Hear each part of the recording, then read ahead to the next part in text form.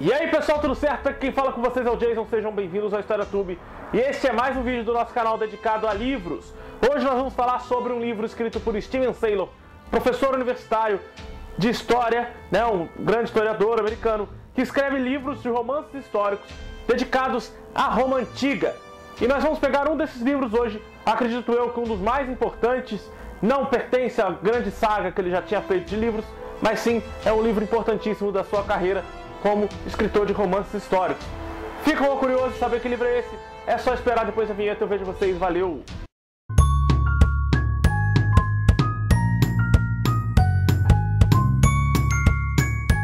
Bom pessoal, como vocês viram na vinheta, hoje nós vamos falar sobre este livro belíssimo aqui. É esse aqui, ó, que é esse grandão, é o Roma, do Stephen Saylor. É um romance histórico. Esse cara, o Stephen Saylor, é um professor universitário de história, é um historiador que pega toda a sua pesquisa em história antiga, principalmente do mundo romano, e transforma em romances históricos. Facilita muito para o entendimento dos leigos e também para aqueles que gostam de história antiga, mas não querem se especializar tanto, não querem se aprofundar tanto. É um bom livro esse aqui, tá? É um excelente livro para se entender os primeiros anos de Roma e, na verdade, os primeiros 1000 anos de Roma, né?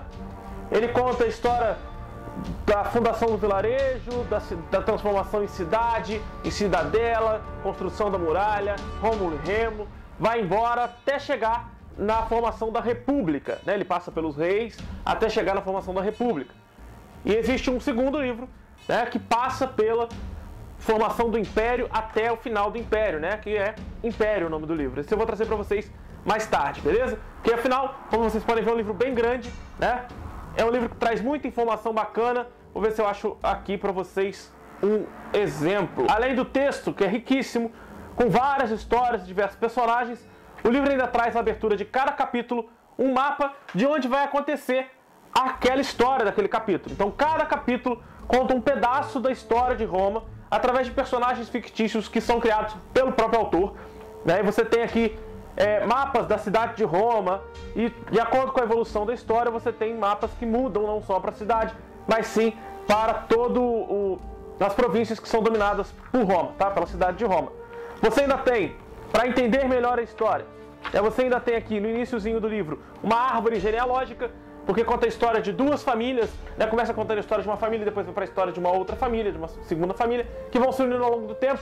E aqui a cronologia de cada capítulo também está dentro da árvore genealógica. Afinal, cada personagem dessas famílias pertence a um capítulo e a um período da história romana dividido por esse autor, beleza?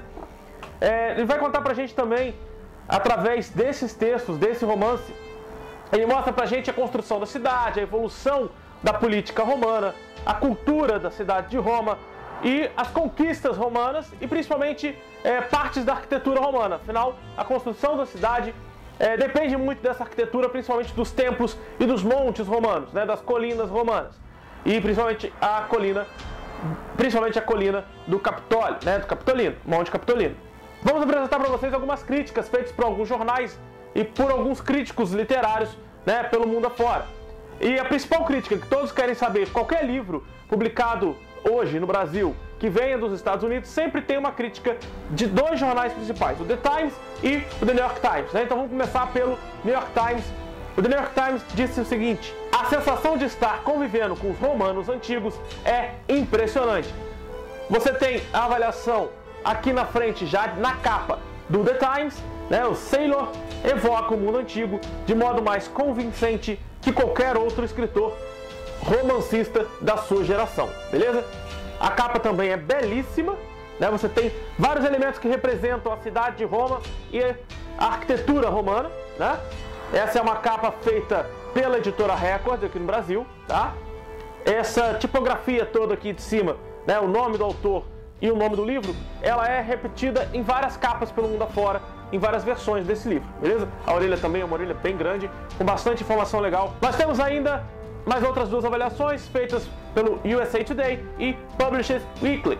O Publishers Weekly diz o seguinte: maravilhoso, inteligente e atraente, Saylor mostra uma vez mais porque os fãs de romances históricos sobre a antiguidade o consideram o melhor do gênero.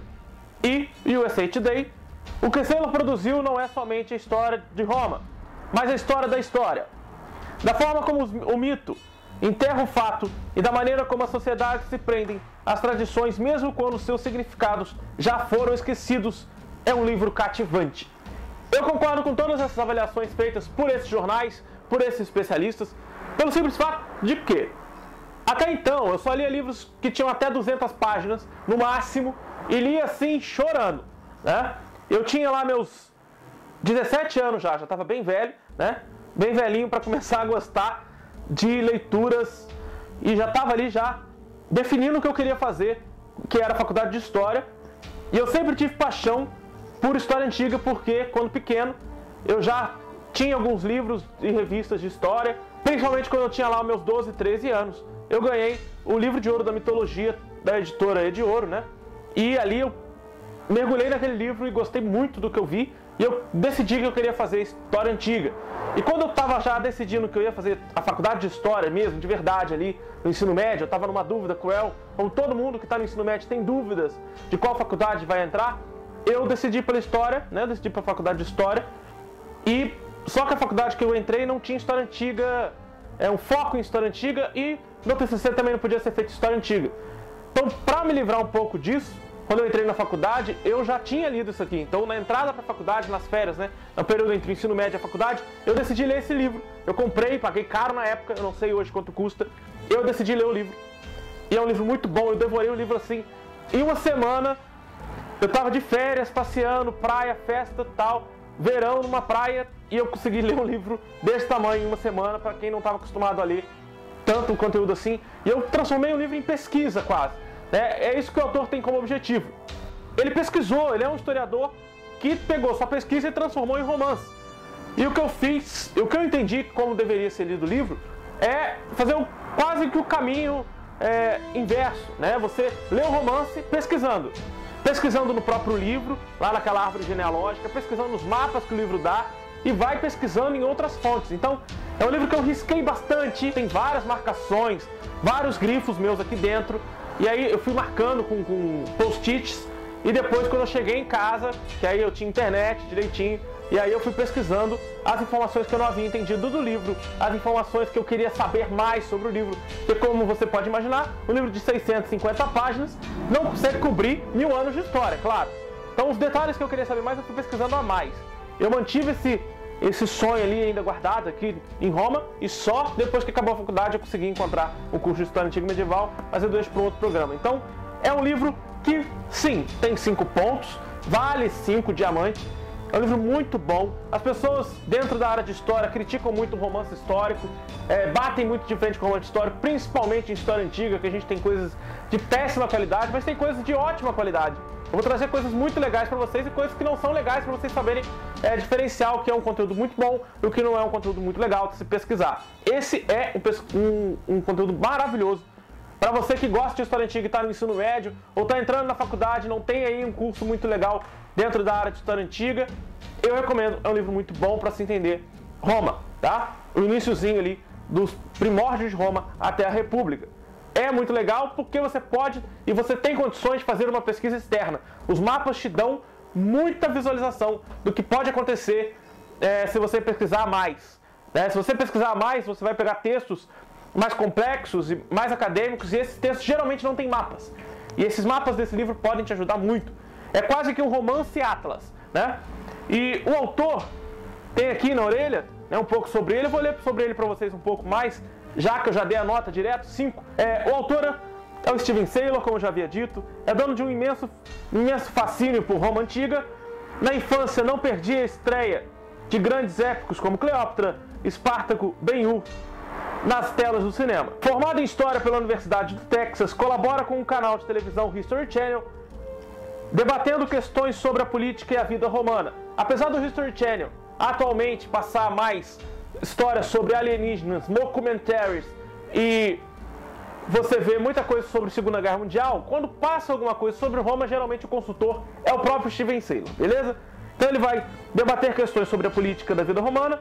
É autor de 9 volumes da série Roma sob Rosa, ambientada na Roma Antiga e aclamada pela crítica, assim como 2 livros de mistério. E aqui não interessa pra gente esses livros de mistério que não envolvem Roma. Suas obras foram traduzidas para 18 idiomas, atualmente divide seu tempo entre Berkeley, na Califórnia, e Austin, no Texas. E a editora Record também publicou dele As Decisões de César, tá? E se eu não me engano, a continuação desse livro, né, O Império, também foi publicado pela Record. E eu vou deixar o site do Steven Saylor aqui embaixo. Vocês vão ver todos os trabalhos dele, inclusive a foto dele, que não se encontra no livro, mas está lá no site, beleza? Eu vejo vocês no próximo vídeo. Nosso próximo vídeo sai amanhã. E temos novidades para essa semana, beleza? Não se esqueçam, temos vídeos todos os dias. Se inscrevam no canal, clica aqui embaixo nessa logo vermelha, você vai poder se inscrever no nosso canal. Se inscreva nas nossas redes sociais, é @StoryStudio em qualquer rede social, Twitter, Instagram, Facebook e YouTube. Deixe nos comentários o que você acha sobre esse livro. Se você tem interesse em comprar esse livro ou ganhar este livro, né, podemos pensar num sorteio futuro com este livro. O sorteio passado, da sexta-feira, no dia 1º de abril, está lá no Facebook. Se você perdeu o sorteio, é só entrar na nossa página do Facebook, como eu já disse, facebook.com/StoryStudio. Você entra lá e vai ver todas as informações sobre o sorteio, inclusive quem ganhou, beleza? Se você gostou, deixa o seu curtir. Não se esqueça de compartilhar nas redes sociais. Eu vejo você amanhã. Valeu, falou!